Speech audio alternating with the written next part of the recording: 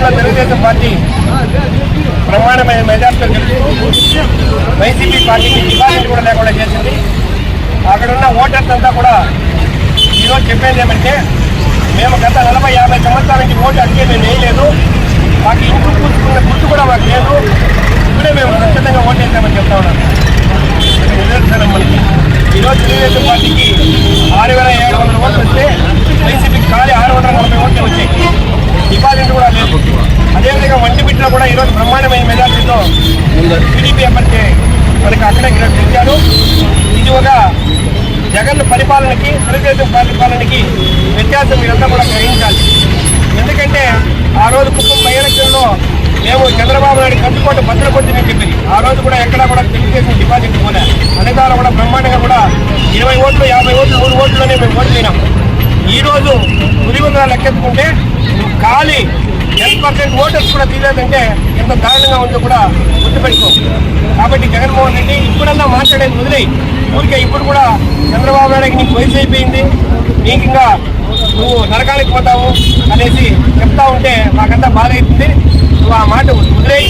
దగ్గరలోనే 2-3 రోజులనే కూడా లోపలికి వెళ్ళిపోతా ఉన్నావు. అది గుర్తుపెట్టుకోను. ఫస్ట్ మద్యం కేసులో ఈరోజు ఎందరో కొన్ని వేల మనిషి ఈరోజు చనిపోయినారు. నువ్వు ఇచ్చిన నాణ్యత లేని మద్యం ఇచ్చేసి ఆ తాగే చనిపోయినారు.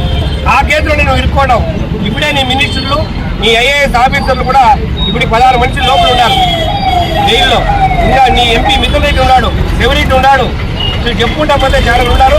దాంట్లో నువ్వు కూడా పోతా ఉన్నావు. కాబట్టి దయచేసి ఇంకా బుద్ధి తెచ్చుకొని చంద్రబాబు నాయుడు పరిపాలన బాగుంది, దీంట్లో నువ్వు ఎటువంటి పరిస్థితుల్లో నువ్వు మాట్లాడేకి నీకు అర్హత లేదు అని కూడా తెలియజేస్తూ, ఇంకా కూడా దీన్ని మర్చిపోయి నీ పులివెందుల నీ సొంత ఊర్లో నువ్వు పుట్టిన ఊర్లో ఈ పొద్దు డిపాజిట్ కోల్పోయినావంటే ఇంకెంత దారుణంగా ఉందో లెక్కేసుకో.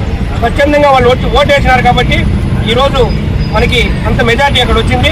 ఇదే విధంగా నువ్వు నీకు దమ్ము ధైర్యం ఉంటే నువ్వు రాజీనామా చేసేసి ఎలక్షన్ పెట్టించుకో. ఎలక్షన్లో చూసుకున్నావు, నువ్వు గెలుస్తావా మేము గెలుస్తాం, టీడీపీ గెలుస్తుందో అప్పుడు తెలుసుకున్నాం. ఇప్పుడు నువ్వు అంటా ఉన్నావు నువ్వు పగల పడపడి తెలుగుదేశం రిగ్గింగ్ చేశారనేది. రిగ్గింగ్ చేయనేది లేనిది అందరూ చూస్తూ ఉన్నారు, ఓటర్లు చూస్తూ ఉన్నారు. నీకు దమ్ము ధైర్యం ఉంటే నువ్వు పులివెందుల రాజీనామా చేసి నిలబడుకో, డిపాజిట్ తెచ్చుకో. నీకు కావాలంటే మేము సమాధానం చెప్తామని కూడా తెలియజేసుకుంటూ, ఇందుతో తెలుగుదేశం పార్టీ కార్యకర్తలకు అందరికీ కూడా మండలం నుండి వచ్చిన వివిధ మండలం నుండి వచ్చిన నాయకులకు అందరికీ కూడా పేరు పేరున ధన్యవాదాలు తెలుపుకుంటూ, ఈ ఒక్క తెలుగుదేశం పార్టీ 1.5 సంవత్సరంలో చేసిన అభివృద్ధికి ఈ పులివెందులలో మనకి తీర్పు వచ్చింది. జరిగిన లోకల్ బాడీ ఎలక్షన్లు అన్నీ కూడా టీడీపీ వంశం అవుతాయని కూడా మేము ఈరోజు తెలియజేస్తున్నాం. Welcome back to YVR channel. మా ఛానల్ మీకు నచ్చినట్టయితే లైక్ చేయండి, షేర్ చేయండి, కమెంట్ చేయండి, అలానే సబ్స్క్రైబ్ కూడా చేసుకోండి.